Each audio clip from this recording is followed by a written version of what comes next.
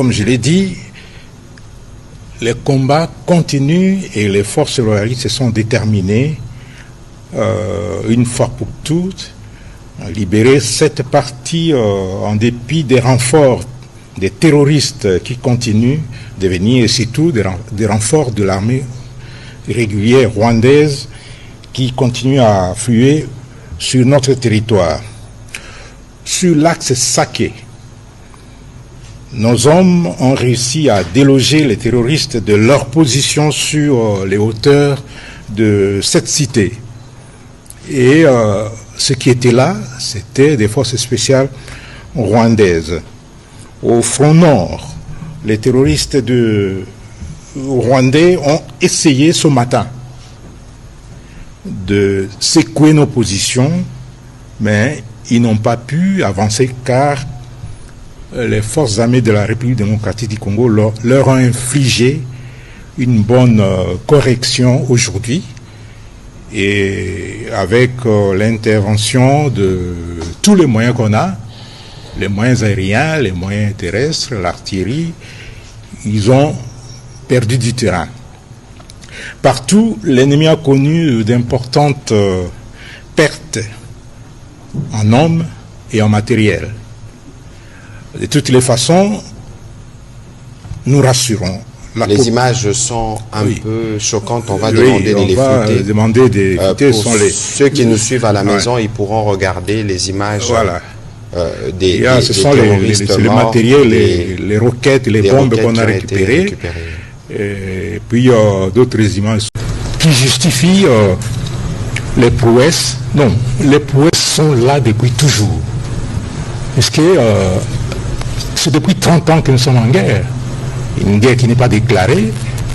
Ben, c'est cette armée qui fait en sorte que le Congo puisse rester ce qu'il est aujourd'hui. Donc il ne faut pas dire qu'hier on a failli quelque part. Non, non. En guerre, comme je l'ai dit aux journalistes lors de la réunion, la guerre évolue toujours en dents de scie.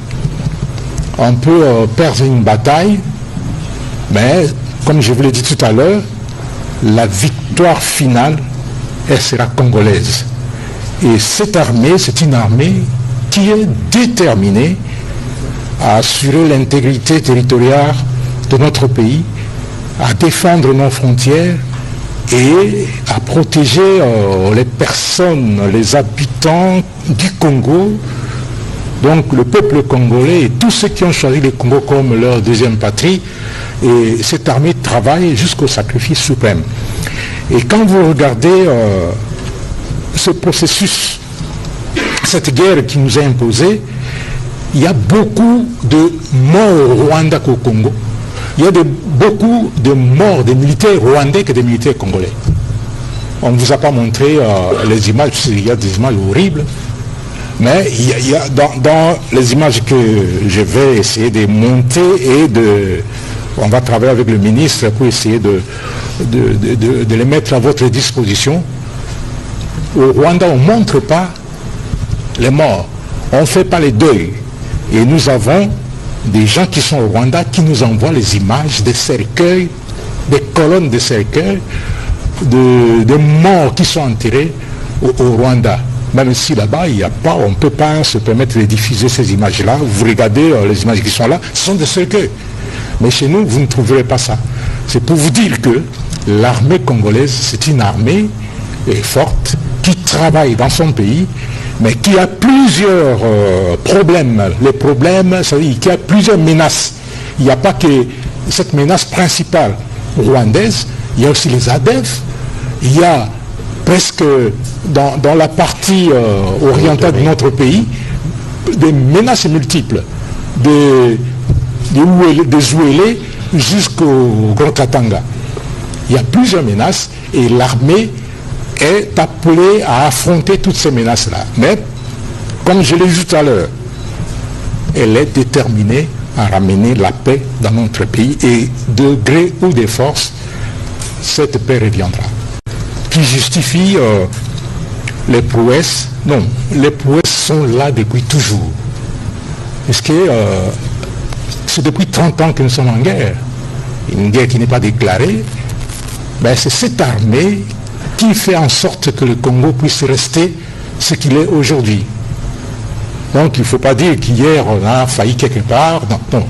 En guerre, comme je l'ai dit aux journalistes lors de la réunion, la guerre évolue toujours en dents de scie.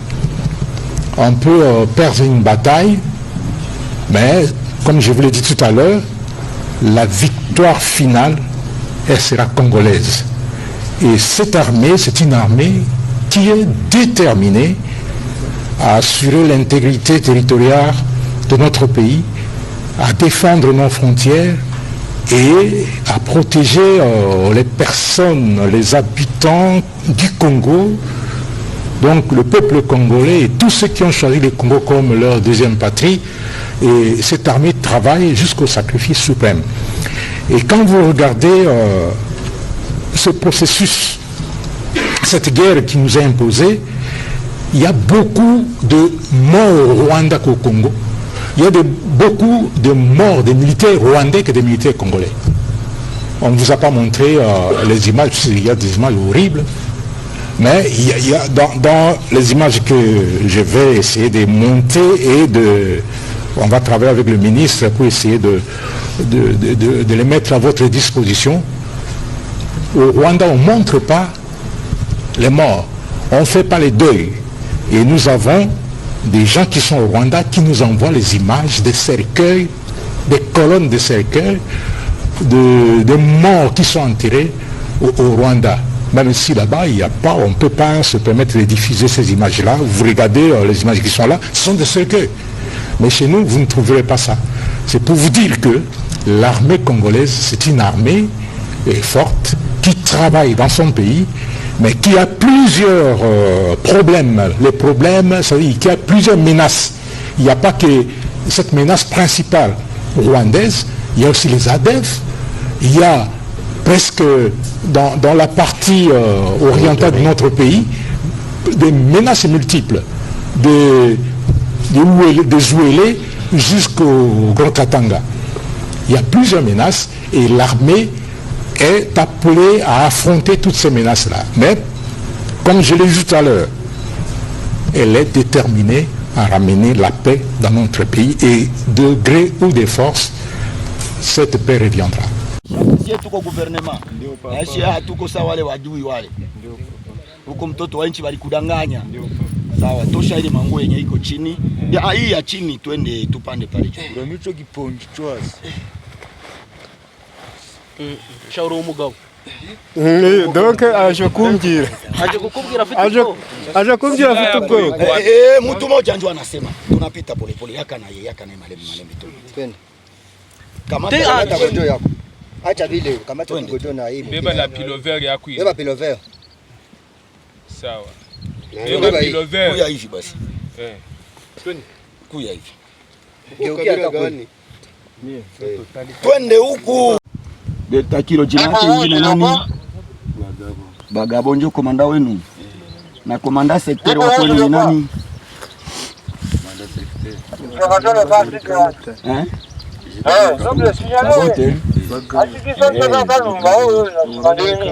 Sasa gacherie ni nani?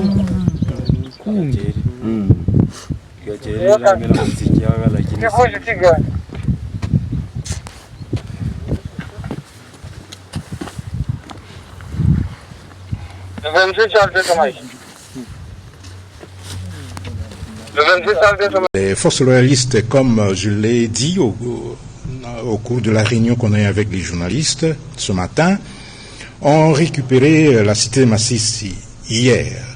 Mais les combats continuent. Toutefois, comme je l'ai dit, les combats continuent et les forces loyalistes sont déterminées, une fois pour toutes, à libérer cette partie en dépit des renforts des terroristes qui continuent de venir, et surtout des renforts de l'armée régulière rwandaise qui continue à affluer sur notre territoire. Les forces loyalistes se comportent très bien sur le terrain. Elles ont bien évolué hier et elles occupent la totalité de la cité de Ngungu et de l'ensemble des positions environnantes. mois de décembre, après le rendez-vous manqué, ou plutôt boycotté par le Rwanda du 15 décembre, nous avons vu qu'il y a eu une succession de communications claires sur aussi la déception de plusieurs partenaires par rapport à la posture du Rwanda. À commencer par le 20 décembre, quand le nouveau mandat de la MONUSCO a été renouvelé. Il était très important de voir que dans le cadre de cette réunion du Conseil de sécurité, les États-Unis d'Amérique, mais aussi le Royaume-Uni, se sont prononcés contre l'ingérence du Rwanda, contre la présence des troupes du Rwanda et l'ont fustigé de manière très publique à travers des explications de leur vote sur la résolution prolongeant le mandat de la MONUSCO. Il est important de noter aussi que depuis 3 ans de guerre, c'est la première fois que le Royaume-Uni a explicitement nommé le Rwanda dans le cadre du conflit qui sévit à l'est de la République démocratique du Congo. Je ne pense pas qu'il faut sous-estimer ou diminuer l'importance de ce signal fort politique et diplomatique à l'encontre d'un ancien ou d'un allié ou partenaire privilégié du Royaume-Uni, le Rwanda. Et comme vous la recrudescence de violences dans le territoire de Masisi et les violations continues du cessez-le-feu, nous avons aussi vu un bon nombre de déclarations, à commencer par les États-Unis d'Amérique, mais aussi l'Union européenne, la France, le bureau de l'envoyé spécial des Nations Unies pour la région des Grands Lacs, la MONUSCO et, comme vous l'avez évoqué, aujourd'hui aussi le Royaume-Uni. Je pense que tout cela montre à quel point le Rwanda s'est isolé lui-même. L'Angola, merci. L'Angola. Angola aussi en particulier très important parce que c'est le facilitateur du processus même de Luanda et c'est la première fois que l'Angola s'est prononcé sur la situation à l'est de la République démocratique du Congo.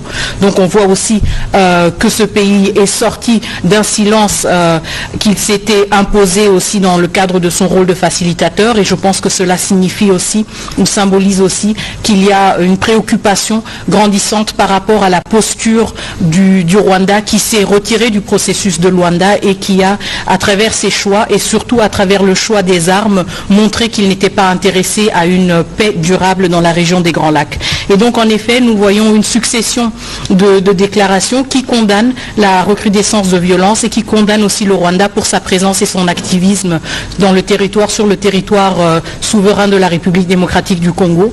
Je sais que pour certains, ce ne sont que des déclarations, mais encore une fois, je voudrais insister sur le fait que ce sont des symboles très importants dans le cadre diplomatique et que nous avons maintenant plus en plus de voix qui sont en train de s'élever et surtout qui sont en train de se désolidariser du Rwanda, qui est un pays maintenant isolé et qui doit assumer le prix politique de ses choix, à savoir le choix de ne pas venir au sommet de Luanda le 15 décembre et de ne pas participer à la recherche constructive d'une paix durable dans la région des Grands Lacs. Et maintenant, nous faisons face à un monde qui est confronté au vrai visage du Rwanda et nous saluons le fait que ce monde et que ces partenaires que nous avons soient de plus en plus explicites et vocaux dans leur désapprobation. Je pense en effet que ce n'est pas une très bonne semaine pour le Rwanda aujourd'hui, cette semaine en tout cas en termes de relations publiques. Comme je l'ai dit, il y a eu plusieurs condamnations venues de plusieurs partenaires, mais aussi ce rapport accablant du groupe d'experts des Nations Unies qui parle d'une présence de près de 4000 soldats rwandais sur le territoire souverain de la République démocratique du Congo, à commencer par les territoires de Nyiragongo, Rutshuru et Masisi, mais aussi une expansion territoriale, et nous en avons souvent parlé, le fait que les prétextes qui sont avancés par le Rwanda pour sa présence ou son appui au M23 ne sont que des prétextes qui sont présentés pour nous leurrer et pour nous faire croire qu'il y a des objectifs nobles. Il s'agit d'une occupation ciblée de notre territoire souverain. Il s'agit aussi d'une campagne de terreur qui pousse les civils congolais et congolaises à fuir leur lieu de résidence, à libérer des parties entières de territoire, et c'est aussi une campagne qui cible justement l'exploitation illégale et illicite de nos ressources naturelles. Le rapport du groupe d'experts, qui fait plus de 162 pages, parle d'environ 150 tonnes de coltan qui ont été exportées frauduleusement vers le Rwanda, 150 tonnes. À Rubaya, plus de 10 000 personnes qui travaillent dans l'extraction artisanale sous une administration imposée par la coalition justement des RDF et du M23. Et cette coalition qui prélève des taxes allant jusqu'à 7 $ par kilogramme de coltan ou 4 $ par kilogramme sur l'étain générant au moins 800 000 $ par mois. Donc comme je le disais, ce rapport est extrêmement accablant par rapport au Rwanda et nous montre à quel point justement cette campagne est une campagne qui n'a rien de noble, qui n'a pas du tout pour vocation de protéger quelconque population congolaise, des populations qui elles sont toutes protégées par l'État congolais, mais que c'est une campagne d'expansion, une campagne d'occupation et une campagne de pillage. Et les premières retombées et les premières victimes sont nos civils congolais et congolaises. Pour la question, en effet, pourquoi est-ce qu'il n'y a pas de sanctions? Nous nous posons cette question et nous n'allons pas arrêter de poser cette question. Je veux contextualiser les choses. Encore une fois, il s'agit dans le cadre diplomatique de relations entre États. Ces relations entre États, elles sont régies par le droit international. Nous avons tous adhéré à une série de conventions. Nous sommes tous États membres des Nations Unies. Et donc, notre plaidoyer et notre travail que nous menons et que nous allons toujours continuer à mener, c'est de montrer à quel point il y a une divergence entre le comportement du Rwanda et ses engagements internationaux. Encore une fois, en tant qu'État membre des Nations Unies, le Rwanda n'a pas le droit de violer notre intégrité territoriale. En tant qu'État membre des Nations Unies, en tant que signataire des conventions de Genève, il n'a pas le droit de bombarder des écoles, des camps de déplacés. Et nous n'allons pas arrêter de le rappeler. Mais le droit aussi doit être imposé et observé par les pays partenaires. C'est pour cela que nous menons un plaidoyer d'arrache-pied envers tous les partenaires et en particulier les membres permanents et non permanents du Conseil de sécurité pour montrer justement les violations du Rwanda par rapport à ce droit international. Et la deuxième question en fait qui se pose, c'est pourquoi est-ce que les autres pays membres des Nations Unies n'agissent pas? Ce qui est important, c'est que nous prenons tous ces pays-là pour témoins et nous n'allons pas arrêter de leur rappeler aussi que eux sont en train de manquer à leurs obligations devant le droit international. C'est le plaidoyer que nous menons, ce sont les démarches que nous menons. Spécifiquement pour la question du rapport du groupe d'experts, nous allons aussi adresser des recommandations spécifiques au comité de sanctions des Nations Unies. Pourquoi? Parce qu'il s'agit de sanctions individuelles. Nous allons dresser une liste d'individus qui, selon nous, doivent être sanctionnés et le régime des sanctions des Nations Unies le permet. Mais nous allons aussi recommander des mesures, justement, pour punir le Rwanda dans le cadre de ce qui est déjà fait et ce qui existe dans le cadre des activités du comité de sanctions et du Conseil de sécurité. Donc, certes, c'est frustrant, je le reconnais tout à fait, mais encore une fois, nous prenons tous ces pays, tous ces États membres, tous ces pays qui se disent nos partenaires, nos alliés, tous ces pays qui nous donnent des leçons sur les droits de l'homme, nous les tenons aussi responsables pour leur silence accablant, qui pendant des décennies a permis au Rwanda de tuer, de violer et de piller en République démocratique du Congo. Et l'histoire ne sera pas généreuse par rapport à leur silence. Et ils devront assumer cette responsabilité.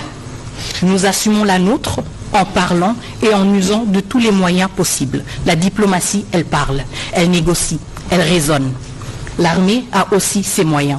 Et il y a une pluralité de démarches qui sont fournies au niveau de notre gouvernement pour assurer justement que nos intérêts vitaux sont protégés et sont maintenus. Question sur le processus de Luanda, son avenir et si nous avons encore espoir. Je voudrais souligner une chose. Le processus de Luanda est un processus diplomatique et qui a pour objectif de faciliter la fin des tensions entre la République démocratique du Congo et le Rwanda. Malgré le fait que le président Kagame a choisi de ne pas se rendre à Luanda le 15 décembre et d'honorer l'invitation de son homologue angolais, vous l'avez tous vu, le président Tshisekedi y était. Et je pense que c'était un signal fort et important qui montrait à quel point nous tenons à la paix, mais aussi à quel point nous respectons l'autorité, la sagesse et le mandat du facilitateur angolais qui a été désigné par l'Union africaine. Et donc, pour nous, le processus de Luanda, il a encore lieu d'être. Il est mis à l'épreuve actuellement à cause du comportement du Rwanda. Nous allons donc attendre et voir si le Rwanda va peut-être retrouver le chemin de la raison. Mais notre position est claire. Nous voulons la paix. Nous respectons l'autorité du facilitateur angolais Et si le processus de Luanda devait reprendre, en nous donnant des raisons fiables, si vous voulez, d'y faire encore confiance, nous allons retourner à Luanda. Nous avons toujours insisté que la solution à ce problème, la solution diplomatique se trouverait uniquement à Luanda. Pas à Zanzibar, pas je ne sais pas où. Nous avons toujours été très clairs. Le problème, c'est qu'apparemment Kigali a peur de Luanda. Mais ça les concerne eux, pas nous. La deuxième question par rapport au général Mozi et ses déclarations qu'on peut... Sur votre question concernant les médias, et je l'ai annoncé ce matin que j'ai décidé, après évidemment discussion et analyse avec mon équipe, de retirer les accréditations accordées aux journalistes d'Al Jazeera.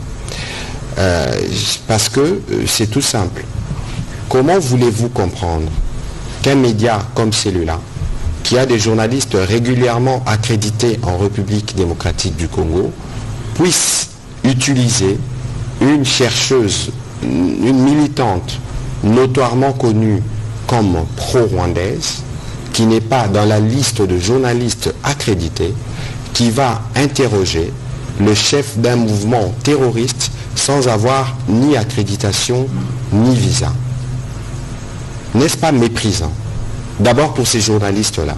Alors, à quoi ça sert à cette chaîne d'avoir des journalistes accrédités localement lorsqu'il faut faire une interview, recourir à une chercheuse qui est militante? C'est une porte d'entrée de la manipulation et de l'intrusion. Nous leur avons écrit et nous attendrons, parce que sûrement à un moment ou à un autre, ils réagiront. Et en ce moment-là, nous discuterons, parce que ça, c'est l'exemple de ce qu'il ne faut jamais faire, justement. C'est l'exemple de ce qu'il ne faut jamais faire, de donner la parole à des terroristes. C'est ce qui, pour nous, est assimilable à l'apologie du terrorisme, et c'est totalement inacceptable. Nous avons eu des discussions ce matin avec les correspondants de la presse internationale ici. Beaucoup ne le savent peut-être pas. J'aurais voulu que quelqu'un de RFI les dise ici. RFI ne donne pas la parole aux terroristes.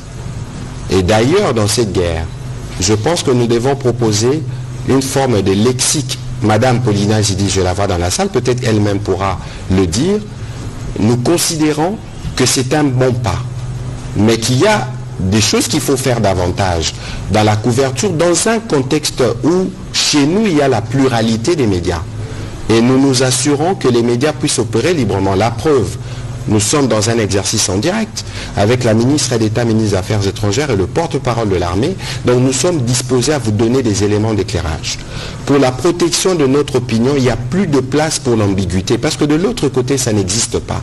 C'est l'omerta générale où la liberté d'expression n'existe même pas d'un iota. Et donc, si nous avons pris la décision sur Al Jazeera, c'est parce que nous avons des faits corroborés qui sont justifiés. Et personne ne va nous le reprocher.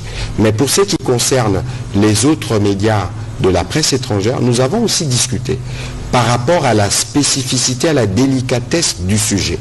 Le Congo, la RDC représente 60% du bassin d'audience de RFI, France 24 ou TV5. Et 60%, c'est énorme lorsque vous êtes un média. Et les Congolais, dans leur grande majorité, si pas tous les Congolais, ne veulent pas du militaire rwandais, des agissements du président rwandais sur notre territoire. Et cela doit être en mesure de ressortir et sans entacher à rien les professionnalismes de ces médias. Nous sommes dans un contexte de crise et tout le monde devrait le comprendre parce qu'on peut même envisager des mesures plus radicales. Alors, sur la question de la peine de mort qu'a évoqué le ministre de la Justice, je pense qu'il faut... Vous connaissez le ministre de la Justice dans son style et dans sa fermeté. Je pense qu'ici, ce qu'il faut considérer, au-delà des commentaires que les uns et les autres peuvent s'autoriser, c'est une interpellation. C'est une interpellation qui ne concerne pas que le professionnel des médias, c'est une interpellation qui concerne à la fois les militaires et d'autres personnes qui sont sujets ou qui peuvent être utilisés comme de canons pour passer des messages de l'ennemi. Nous avons l'obligation, nous, de protéger notre opinion sur ce qui peut la détruire, surtout par rapport à cette guerre qui nous endeuille, qui a fait des millions de déplacés. Nous devons en finir. Et donc, considérez que vous êtes plutôt interpellés dans le cadre de l'exercice de vos fonctions, et ce n'est que de cette manière que nous allons nous assurer que nous, comme Front médiatique, nous apportons notre contribution aux efforts diplomatiques qui sont faits et aux efforts militaires qui sont faits pour régler le problème de la sécurité dans l'Est. Madame la ministre d'État, pour les questions qui vous concernent. Nous venons de terminer sous la direction du commandant suprême de forces armées de la République démocratique du Congo et de la police nationale congolaise une réunion du Conseil supérieur de la défense élargie où nous avons essentiellement passé en revue la situation opérationnelle dans toute la République démocratique du Congo, mais spécifiquement dans l'Est de la République démocratique du Congo. Cette réunion du Conseil supérieur de la défense était la première avec le nouveau chef d'état-major général qui a eu à la suite du vice-premier ministre, ministre de la Défense, donné les grands axes de sa vision sur ce qui concerne notamment la montée en puissance de forces armées de la République démocratique du Congo, mais la réponse militaire que nous apportons face à la guerre d'agression qui nous est menée par les Rwandais et ses supplétifs terroristes du M23. Comme vous l'avez suivi à travers les médias ce matin, dans le rapport qui a été fait par le chef d'état-major général, nos troupes ont repris l'initiative et nous ne voulons pas aller dans des annonces, mais vous allez voir que dans le jour qui vient, la montée en puissance de forces armées de la République démocratique du Congo va se poursuivre et les pans du territoire qui sont occupés par les forces d'agression seront récupérés. Nous aurons régulièrement l'occasion de vous faire le point de ces progrès. Au-delà de la question opérationnelle qui a été abordée dans toute sa dimension, nous avons aussi abordé les aspects diplomatiques de ces questions où vous avez noté avec nous l'isolation de plus en plus constatée du Rwanda qui montre que ce n'est pas le pays qui veut la paix dans l'Est de la République démocratique du Congo. Et de ce point de vue, la ministre d'État, ministre des Affaires étrangères, a reçu des orientations précises sur ce qui doit être fait à ces niveaux. Dans le même esprit, les aspects judiciaires doivent se poursuivre parce que nous notons, au vu de l'évolution de la situation, des comportements, des attitudes haut de mots qui sont suspects, qui ne sont pas de nature à renforcer l'unité nationale ou l'union derrière nos forces armées de la République démocratique du Congo pour mettre fin à cette situation d'agression. Les ministres de la Justice, mais aussi l'auditeur général de forces armées de la République démocratique du Congo, qui participaient à la réunion, vont tous prendre des dispositions à leur niveau pour s'assurer que tout comportement à caractère subversif qui ne rentre pas dans l'objectif premier de la reprise de l'intégrité territoriale de d'autres pays, c'est des comportements qui pourront être sanctionnés. Le même constat a été fait dans la couverture médiatique des événements dans l'Est de la République démocratique du Congo, comme nous avons eu à le relever à travers les mises en garde qui ont été faites. Nous voulons vous dire que des mesures seront prises dans les jours à venir contre tous les médias qui travailleraient dans le sens d'accompagner l'œuvre terroriste qui s'est faite en République démocratique du Congo. Pour l'impératif de la paix, il y a des mesures qui devront être prises absolument pour qu'on s'assure que tous les efforts nationaux qui sont faits pour restaurer la paix dans l'Est de la République démocratique du Congo puissent l'être. Nous avons évidemment eu l'occasion de passer en revue aussi d'autres questions d'importance capitale qui sont traitées au niveau de nos différents services pour nous rassurer que toutes les mesures sont prises pour que la paix soit restaurée, que la sécurité règne partout en République démocratique du Congo. Nous allons terminer évidemment par rappeler la mobilisation que le président de la République ne cesse de demander à tous les Congolais autour de forces armées de la République démocratique du Congo, dont il a à nouveau loué la bravoure et les sacrifices. Et donc nous allons réitérer ces demandes pour que toutes les populations congolaises fassent confiance au président de la République, mais aussi aux efforts soutenus du gouvernement dans le cadre des différents fronts militaires, diplomatiques, judiciaires, économiques et médiatiques pour que nous puissions restaurer la paix dans l'Est de notre pays une fois pour toutes.